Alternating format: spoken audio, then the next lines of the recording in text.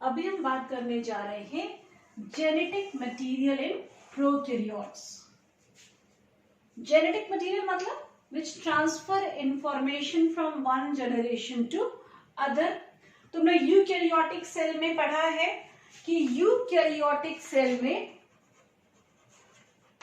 Main genetic material DNA होता है और डीएनए की यहां पर खासियत क्या होती है, डबल स्ट्रैंडेड है, लीनियर है, इंपॉर्टेंट पॉइंट, जबकि प्रोकैरियोटिक में इट इज सर्कुलर। इसके अलावा पेयर्ड है। तो मेजर डिफरेंस अगर हम यूकैरियोट और प्रोकैरियोटिक में बात करें तो लीनियर होगा यूकैरियोटिक में, जबकि पेयर्ड होगा यूकैरियोटिक में। प्रोकैरियोट के केस में क्या है, डीएनए तो डबल स्ट्रैंडेड ही है, जैसा वॉटसन एंड क्रिक वाला आप लोगों ने पढ़ा है, double stranded spirally coiled structure, लेकिन यहाँ पर सिंगल है, दैट इज अनपेयर्ड, जबकि यहाँ पर कैसा है, पेयर्ड है। यहाँ पर सर्कुलर डीएनए पाया जाता है, जबकि यूकैरियोटिक सेल में लीनियर डीएनए पाया जाता है। ये हमारे लिए डिफरेंस इंपॉर्टेंट है।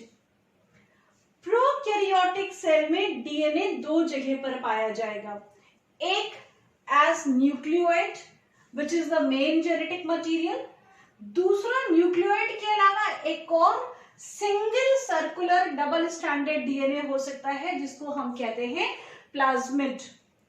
न्यूक्लियोइड तो सब में पाया जाएगा, जबकि प्लाज्मिड मे और may not be present. Plasmid को हम कहते हैं एक्स्ट्रा क्रोमोसोमल डीएनए, जबकि न्यूक्लियोइड क्या बनाएगा, क्रोमोसोमल या main DNA is nucleoid. Nucleoid की डेफिनेशन लास्ट क्लास में हम लोगों ने देखी थी, लास्ट वीडियो में, that is nucleus without nuclear membrane and nucleolus, और यही प्रोकैरियोटिक सेल की पहचान है। अब दो टाइप का डीएनए हो गया बैक्टीरियल सेल में या प्रोकैरियोटिक सेल में, एक एक्स्ट्रा क्रोमोसोमल डीएनए और दूसरा chromosomal DNA. Extra chromosomal DNA को क्या कहा हमने, that is called as plasmid, जबकि chromosomal DNA will be called as nucleoid. Nucleoid की डेफिनेशन क्या हो गई, nucleus without nuclear membrane and nucleolus. दोनों में क्या डिफरेंस है, इस प्लाज्मिड और न्यूक्लियोइड में मेन डिफरेंस क्या होता है, प्लाज्मिड कंपैरेटिवली छोटा होगा because it carry gene for specific phenotypic characters. Last year कोई एक कहीं टेस्ट पेपर हम पढ़ रहे थे, उसमें बस इतना डिफरेंस दिया था, मार्क द इनकरेक्ट स्टेटमेंट, और इनकरेक्ट स्टेटमेंट में phenotypic की जगह जीनोटिपिक दे दिया था। ये बात ध्यान रखो कि एनसीईआरटी जब तुम रीड करते हो, तुम्हारे लिए NCERT is the key book, बहुत ज्यादा फालतू का पढ़ने की जरूरत तुमको नहीं है नीट को क्वालिफाई करने के लिए, इवन अच्छे नंबर से भी क्वालिफाई करने के लिए। लेकिन पढ़ने का तरीका क्या है, हर वर्ड जिसको तुम चेंज कर सकते हो, जिसका तुम अपोजिट सोच सकते हो, दैट इज इंपॉर्टेंट। जिस दिन उसको तुम चेंज करके क्वेश्चन फ्रेम करना सीख जाओगे, उस दिन नीट चुटकियों का खेल हो जाएगा, specially in case of bio. ठीक, तो यहाँ पर डिफरेंस क्या दिया था, क्वेश्चन क्या दिया था, which of the following is incorrect about plasmid, और इनकरेक्ट अबाउट प्लाज्मिड में दे दिया था carry gene for specific genotypic character. तो gene itself is a genotype. ठीक, तो वहां पर फिनोटिपिक मींस फिजिकल एक्सप्रेशन के लिए, कौन से फिजिकल कैरेक्टर के लिए रिस्पॉन्सिबल है, तो इट विल बी फिनोटिपिक।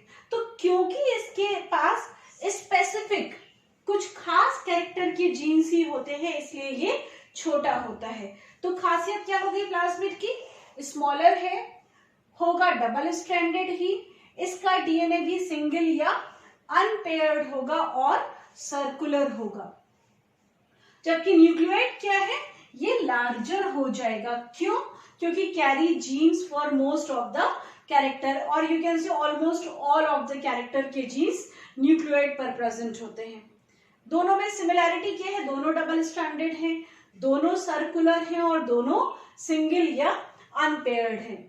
अब इसमें कौन सा स्पेसिफिक फिनोटिपिक कैरेक्टर है, तो कुछ खास characters such as resistance from antibiotic. ठीक, अभी आप क्लास 12 में पढ़ेंगे ई कोलाई का प्लाज्मिड या नॉर्मल प्लाज्मिड। एक प्लाज्मिड हम आपको यहाँ पर बता रहे हैं जो आर्टिफिशियली बनाया गया for biotechnology, that is PBR 322, जिसमें डिफरेंट एंटीबायोटिक रेजिस्टेंस के जीन्स होते हैं such as for tetracycline resistance और may be for ampicillin resistance. तो plasmid carry gene for antibiotic resistance, ये प्लाज्मिड की एक खासियत होती है। इसके अलावा प्लाज्मिड का यूज क्या होता है, तो plasmid help in transfer of gene from one bacteria to other during the process called as conjugation. ये अभी इसके बाद वाले वीडियो में आपको बताएंगे व्हाट इज कॉन्जुगेशन। फिलहाल ये क्या कर रहा है, जीन रिकॉम्बिनेशन में भी हेल्प करता है by the process called as conjugation. इसके अलावा बायोटेक्नोलॉजी में हम प्लाज्मिड को यूज करते हैं as a vector, that is to transfer gene from one organism to other. तो प्लाज्मिड की खासियत क्या हो गई, extra chromosomal single circular DNA which carry gene for specific phenotypic characters such as antibiotic resistance. Plasmid is also helping in transfer of gene from one bacteria to other. सीधा सीधा question बनता है, name the process of gene recombination in which gene is transferred from one bacteria to other through plasmid, that is called as conjugation.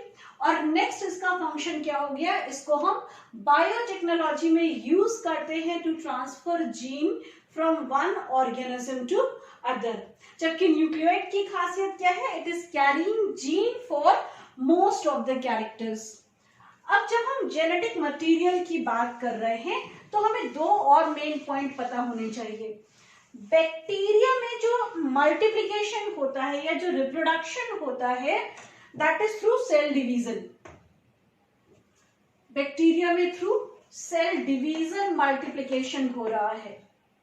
ठीक, ये cell division is amitosis,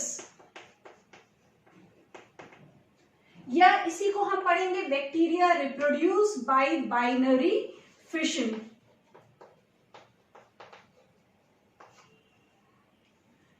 तो type of cell division amitosis होगा, जबकि eukaryotic cell में amitosis भी होता है, mitosis भी होता है और मियोसिस भी होता है। लेकिन यहां पर no mitosis and meiotic cell division occur या मियोसिस अकर।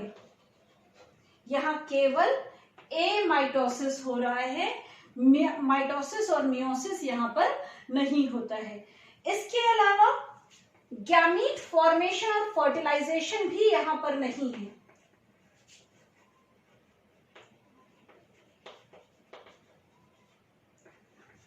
और गैमीट फॉर्मेशन और फर्टिलाइजेशन के नहीं होने का मतलब क्या हो गया, नो सेक्सुअल रिप्रोडक्शन। बैक्टीरिया में सेक्सुअल रिप्रोडक्शन नहीं होता है, लेकिन बैक्टीरिया में जीन रिकॉम्बिनेशन होता है, मतलब वेरिएशन डेवलप होते हैं। जीन रिकॉम्बिनेशन अकर बाय 3 फिनोमेनाज आप यहां पर पढ़ते हैं। पहला कॉन्जुगेशन,